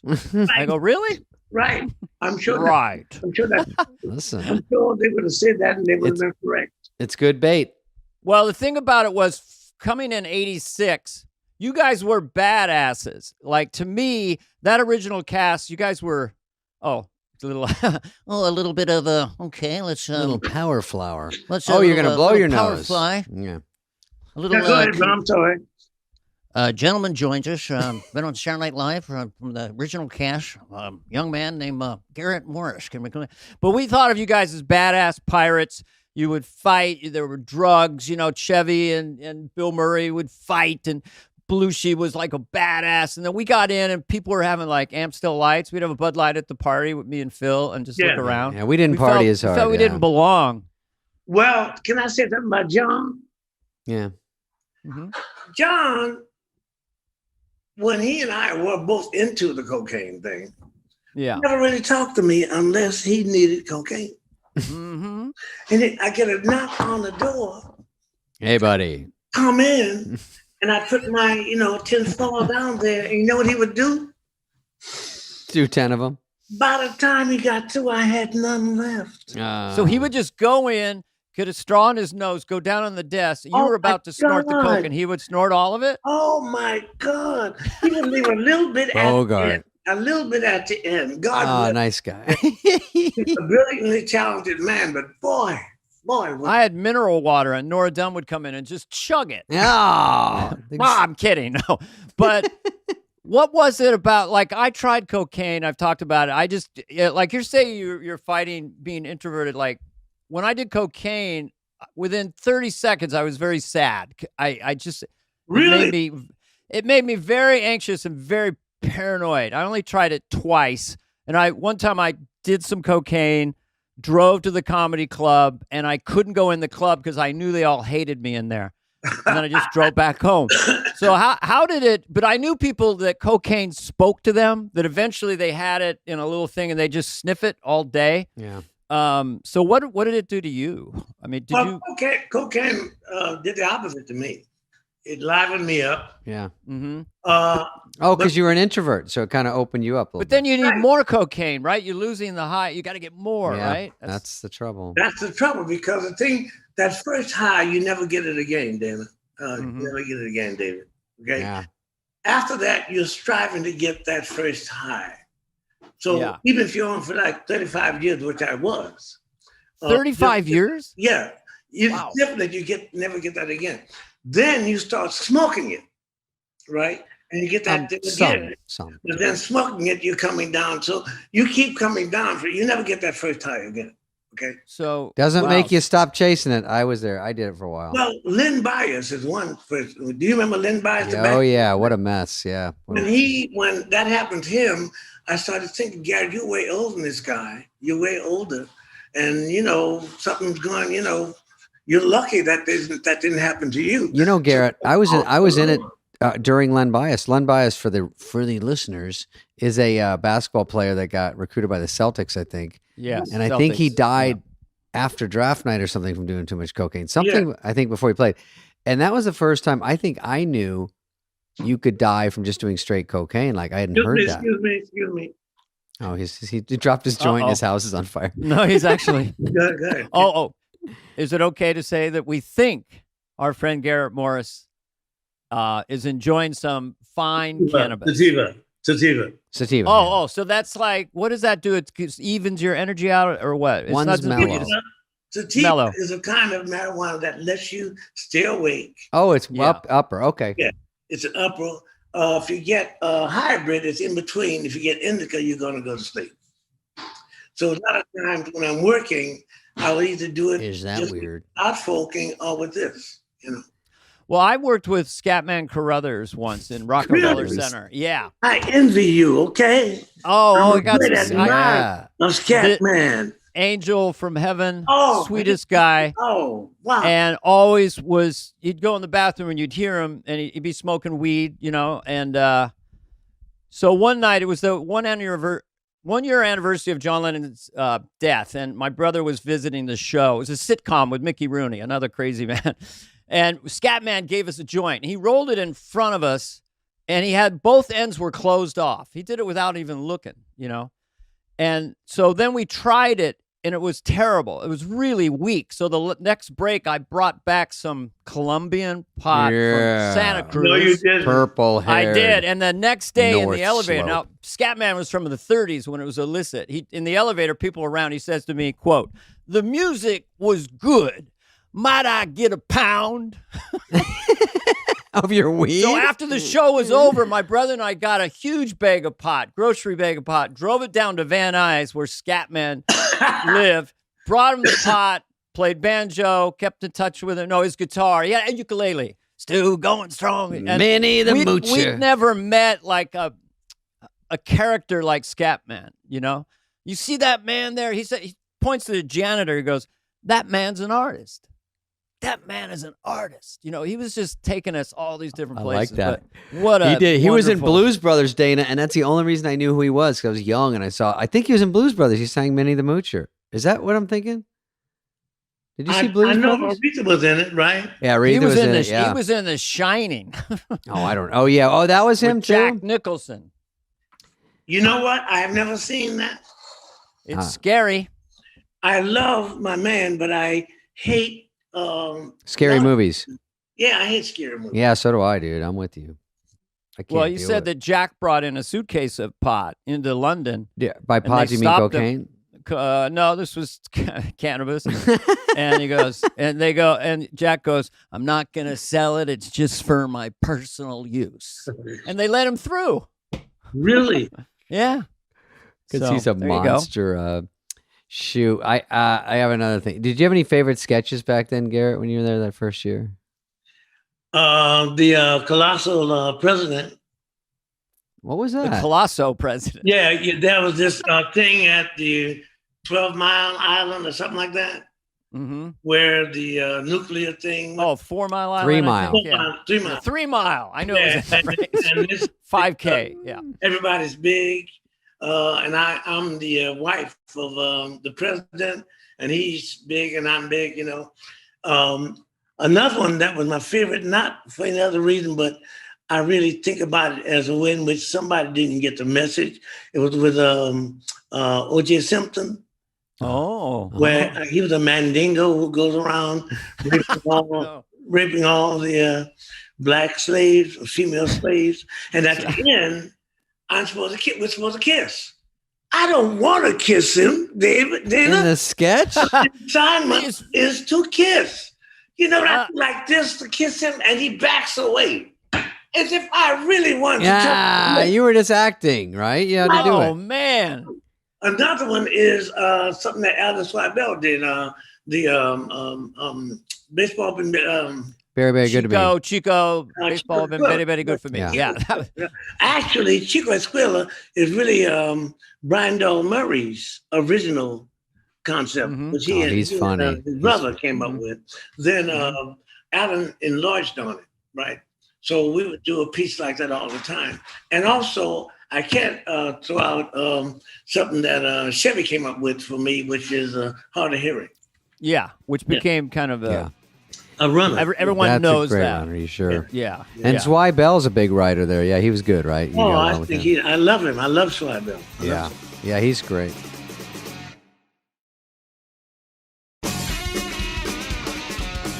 But Garrett, now when you did in the beginning, first of all, now that one I don't know when Pryor hosted or what year it was when they did that sketch with Chevy. I think it must have been the first year. Wasn't Chevy only 1 year?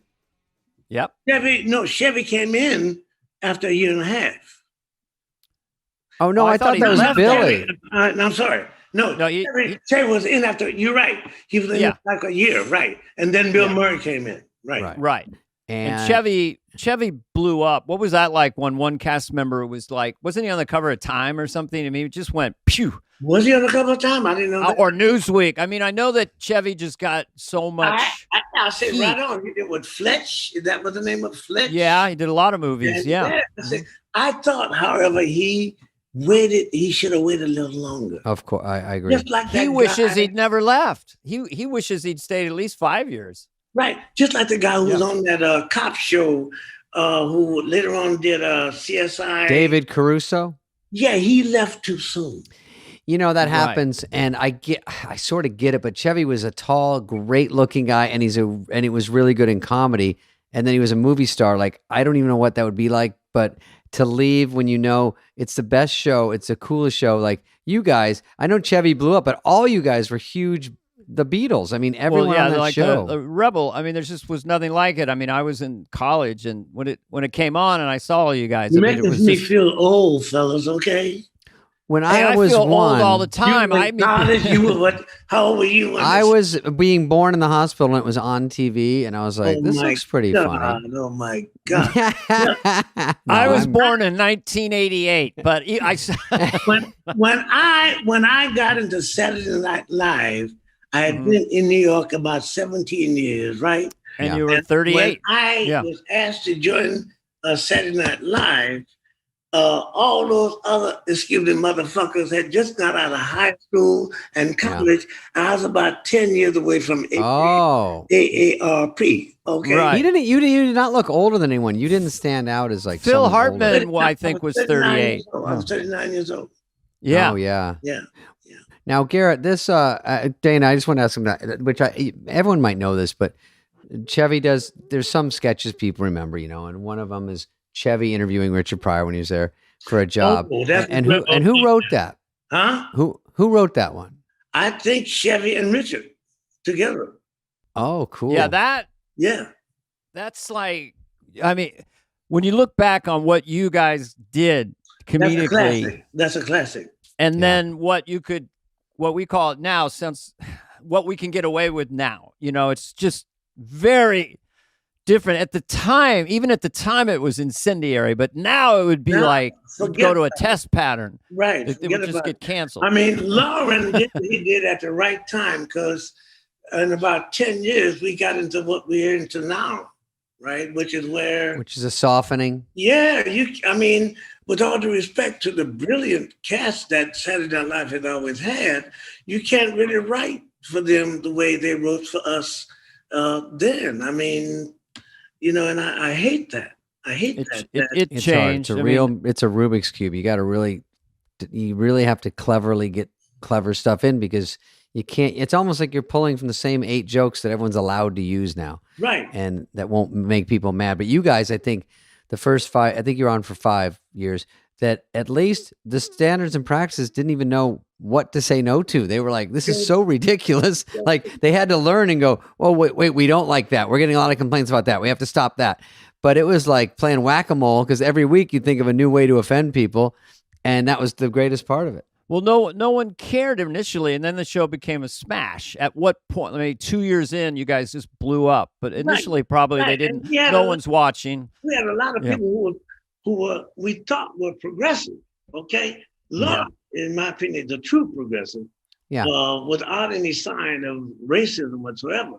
But he's like me. I thought, for instance, that Michael O'Donoghue, because of his past, would be the same way. Michael O'Donoghue, with all due respect, was an absolute racist motherfucker. You got to add motherfucker to that because it just completes the thought. The very first show, there was a skit that was going to have a black doctor, right? Have a doctor, not a black doctor. And I wasn't in it at all. So I said, hey, Michael, why don't we have the doctor be black? You know what he tells me? Well, Garrett, the audience might be thrown by a black doctor. Now, this is 1975, right? Now, I'm from New Orleans, where from the time I was 12 years old, I was surrounded not only by hordes of black medical doctors, but black PhDs as well. And I'm wondering how a guy whose name is associated with National Lampoon doesn't fucking know this. Did he not see Guess Who's Coming to Dinner with Sidney Poitier, which I saw in the theater at age 8, and it infected me the rest of my life, and I got to do a lot of benefits with Sidney Poitier, and he's another real gentleman. Sorry, I'm still a little high, I'm slurring. But, that's tough because, you're lighting the show. You say, hey, can I get thrown into a sketch? And he said, no, this one's not right for you. And it's like, oh, boy. You can't be a black doctor. What are you talking about, But talking about Sidney Poitier, I remember being almost high. You walk by, a person just walked by and you, I'm on 72nd Street and he's coming towards me and from like a half a block away, I say, that's fucking Sidney Poitier, right? Ooh. And I just passed him and like that. To this day, I remember that day, Oh, sure. Yeah. He was so eloquent. I remember I did a bunch of benefits for Cedars-Sinai and he was always there. And then one time I got off stage and I was walking through the audience. He stopped me and I was able to do and he gave me some praise. And I said, they call me Mr. Tibbs from and he laughed so hard. It was Rod Steiger, I think. But yeah, for me, there were so many brilliant movies in the 60s and 70s. And just a lot of my heroes were black. I mean, just Jimi Hendrix. My brother came in 1966. He came home. He was 13. He said, I just saw the best guitar player in the world. I said, what's his name? He goes, Jimi Hendrix. But we were kind of progressive in our own way back then because we just wanted to see Jimmy. We didn't think, and I went to the first a very, very well integrated high school with busing in 1969. So talking about Jimi Hendrix, you know what he did?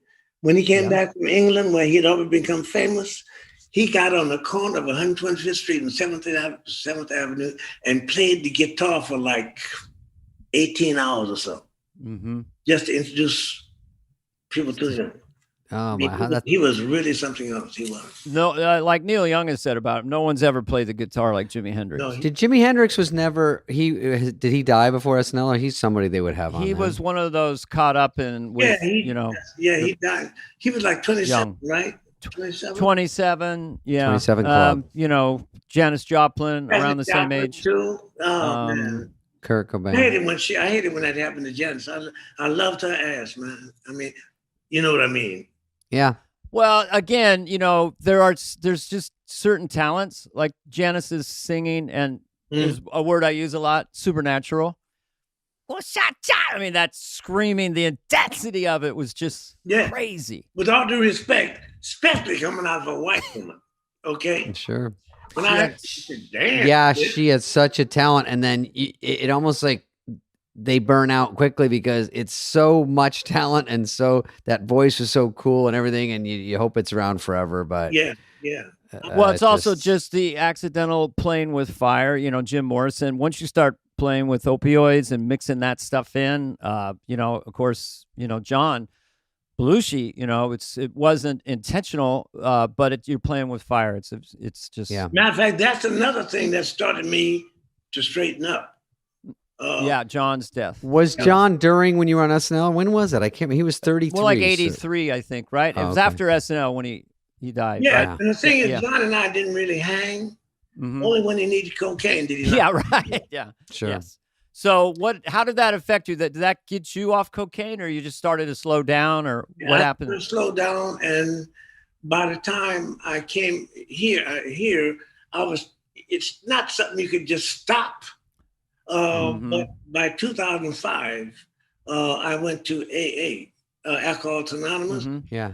And they do something that exasperates you. They will call your ass, okay? And they will sponsor you over and over. And so through that, I really, I've succeeded in getting rid of it, okay?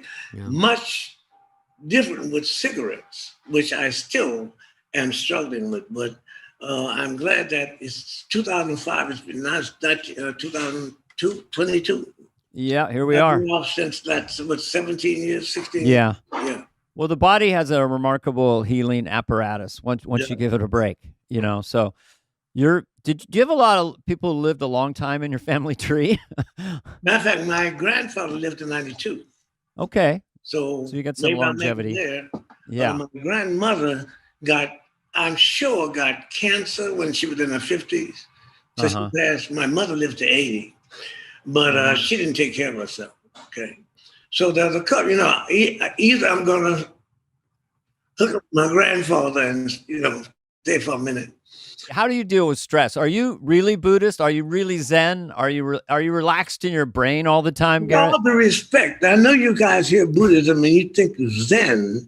Zen right. not, but it's only one part of Buddhists. There are over 300,000 Buddhists worldwide, and two of them are like me. They chant, which is not the same thing as the Zen Buddhists, okay? Right, so you chant. They meditate. Domne arigato, domne arigato, domne arigato, domne arigato.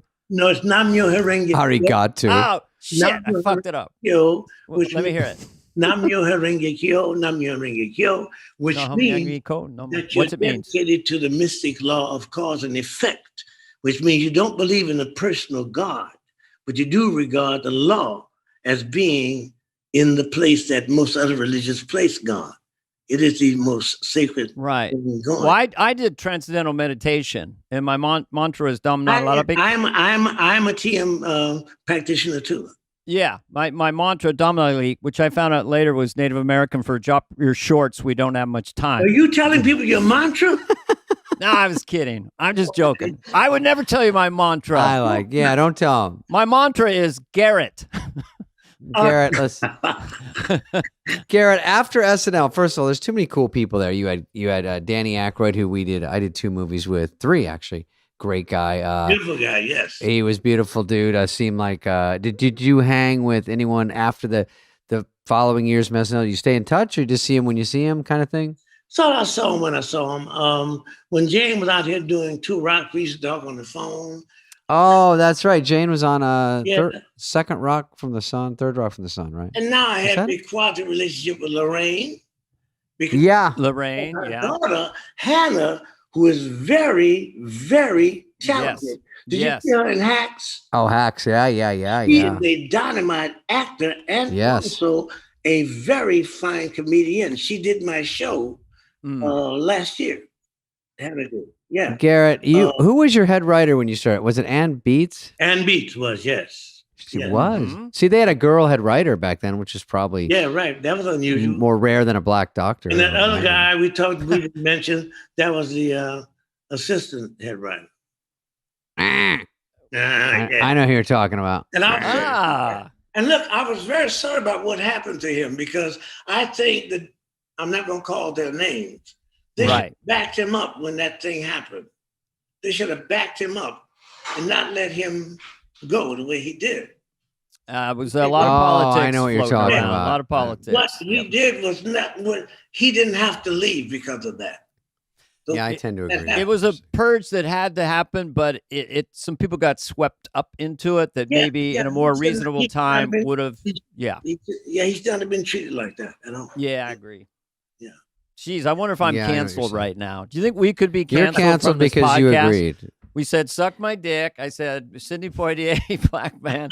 First of all, he says, with all due respect to us, and then he says, with all due respect, motherfucker, to other people. So it really did I lost got a little called a bit. white motherfucker from Karen Morris. So I'm just happy the rest of the day. Like my day is a home run now because it was with love. Do you have any kids? I've got 2 sons and they're in show business. Mother every day. Oh, Jesus. So you are a motherfucker. Yeah, I guess so. I mean, he got you on a technicality, Dana. Motherfucker is just a great word because of the rhythm of it. Motherfucker. Hello. You know, it's a great word. I mean, gosh darn it. That's not, doesn't get it in my done. community, gentlemen, You say it better. he's a bad motherfucker, meaning you, Dana, meaning a great guy. Yeah. Okay? I like that. I say of like, Rachel Maddow, I say she's a bad bitch. Right? Rather than a motherfucker. Right. Yeah. She's a bad bitch. Although I don't look at the news anymore because it depresses me. No. It's designed to get us all angry. When I Both was sides. looking with Rachel all the time, and what's the other lady, Joy Reid, you know, Joy Reid, yeah. you know, I remember, you know, Yeah. Brian, yeah. So Brian Williams was my thing until the news just started bringing me down.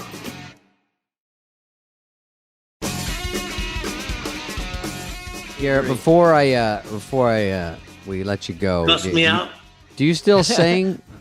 Dana said you're a good singer. I used to sing high C's. Now I sing low C's. I sing the blues now. I don't sing, Oh, you doing the Albert King or who are you singing? Muddy Waters and stuff like Muddy that. Waters? Yeah. My favorite blues singer is Muddy Waters. Oh, I loved Albert King Blues Albert Power. King was great. Albert King was great. That baby and its baby head, a baby bed all fussing up. He's got the blues. He got the good old fashioned country blues. Remember Albert? Wasn't he magic? And of course, Muddy Waters. I mean, that's another guy. Yes. Lay it on us. Don't be shy. Yeah. But you sang with the Harry Belafonte singers. I was with him for like 9 years as my first job in the business was as a singer arranger with that's amazing. The Belafonte Singers. The Belafonte Singers. Yeah, as a 12-member group that he managed, right? He sang them periodically, but they used to sing without him. So we two. Who sang that thing? You put the lime in the coconut. You put it. Right. That was Harry. Okay. That was Harry Belafonte. Yeah. And then it became a commercial too. Yeah. For some product. Daylight come on, we want to go home. What about 7-Up is the you have that raspy Uncola? blues now. You can get laid with that. Hey, 85, that's all day. Man. 85, still alive. 86, no, you got you're cool in a voice. fix. 87, you're in heaven. 88, don't be late. 89, won't you be mine? 90, Jesus. holy heaven, Holly. You can spit. Was this your SNL audition? That was a good one. Baby, you can spit. I know. I've had dinner with him. Well, Garrett, thank you for coming on Garrett, with this us. has been a delight. You're so much fun. Garrett, I you're a just feel fun happier dude. hanging out with you for this hour. Thank you so much, fellas, for even thinking about this old guy. Yeah, you're a good dude, and it's we all got a job because of you and the squad up there. Oh my God! And Lauren and everyone. And then I just want to say 100 episodes on Jamie Foxx. You were on the Martin Show. You're very talented men, okay? Thank you, bud. Extremely talented, and that's Thank how you. you got your fucking job. We do the best we can. You're terrific. You're tremendous. Excuse me. Many people are. Who's better than Garrett Morris? Nobody. Listen, many people are saying never better. Nobody's ever done it like him. Come on, let's get real, folks. No joke. I'm not kidding around. Garrett Morris. Here's the deal. Come on. We can do better. We will do better. You got Trump and Biden at the end. I love your impression, man. I love your impression, man. Thank you, brother. Yeah. Can we hang out sometime? Can you get my You got my number. All right, Garrett. Miss you, bud. No, let me thank you guys for this. I appreciate it. I just really enjoyed this. I know I'm a little fuzzy, and my words aren't coming out as well as they normally do, but because of the dental work. But I got the prior joke out. I completed it, and that made my day. It was a 3-parter. Yeah. Okay. Now I'm going to pack myself an ice, get a B12 shot, and crack a Coors Light. We don't want to end the show with the words "suck my dick." Okay. No. What would be the substitution? So instead of saying "suck my dick," Yes. you kind of say, "How about a hand job, dear?" I guess that's a little more benign, maybe not so dramatic. Oh my God, I got one. Good night, motherfuckers. Hey. Hey, what's up, flies? What's up, fleas? What's up, people that listen? We want to hear from you and your dumb questions. Questions, ask us anything. Anything you want. You can email us at flyonthewall@cadence13.com. Folks, we got another AMA to cap it off. This is a Ask Us Anything. Question is, do you have a favorite SNL monologue? One of my all-time favorites is the one where Susan Lucci and the Emmys from 1990. Hey, everyone, Emmy fight. Nealon wearing an Emmy around his neck, Spade using Emmy to eat corn on the cob. Oh, I was in that. Yeah. That was funny. Bryce says, thank you for the pod. Okay, well, Dana, do you remember this one? Because I was just a newbie on that one. know. I wasn't in that one. I don't know what's going on. That was funny, though. How was Dana not in something? I was probably changing into do Bush Senior. I had the bald caps going. And and you need that 12-minute chunk. Yeah, I would just put the bald cap on early and just drop all the wigs on top. Anyway, one that stood out for me during my time, I don't know if you were there for it, was when Steve Martin. I was going to say fucking Steve Martin sings a song and it becomes a Broadway musical. Oh, yeah. We run and dance the cast, all with Steve. The whole premise, he's done it so much at this point, hosting. I'm not going to phone it in tonight. I'm not going to. And that one really stood out for me. One of the biggest laughs is, he runs around and he goes, come on, guys. And he picks up cast members along the way. Yeah, and he goes, he's like the Pied Piper. Sing it, Chris. And Farley goes, I'm not going to get super drunk tonight.